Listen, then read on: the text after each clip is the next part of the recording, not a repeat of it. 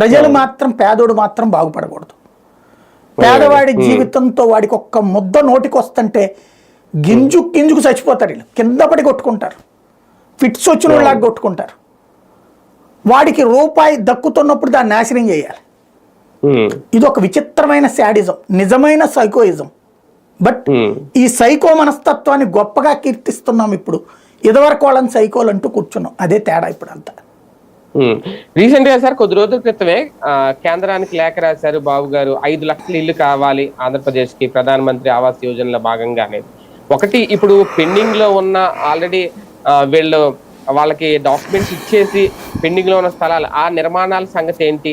వాటిని ఏమన్నా ఇప్పుడు పక్కన పెట్టబోతున్నారా, లేదంటే జగనన్న కాలనీలే రద్దు చేస్తారా? కొత్త వాటి కోసం ఆ దరఖాస్తు చేసుకున్నారు, అప్లై చేశారు, వస్తాయని చెప్తున్నారు ఒక పక్కన. పాత వాటి సంగతి ఏంటి? ఈ లెక్కలు చూస్తా ఉంటే అవి ఏమన్నా రద్దు కాబోతున్నాయి భవిష్యత్తులో? ఆ వ్యూహం ఏమైనా కనిపిస్తుందా? పాత వాటిది రద్దు చెయ్యరు, కానీ వాళ్ళు కట్టరు. పెండింగ్ లో ఉన్నాయి నేను అనేది. అవి కట్టరు, కట్టేలా ప్రోత్సహించరు.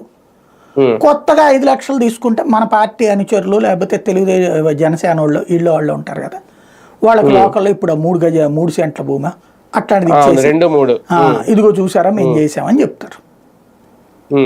ఇప్పుడు ఇవాల్టికి కూడా మీకు మొన్న చూసా గుంటూరు అదేది ఇటు వెళ్తున్నప్పుడు స్కూల్ అయ్యన్న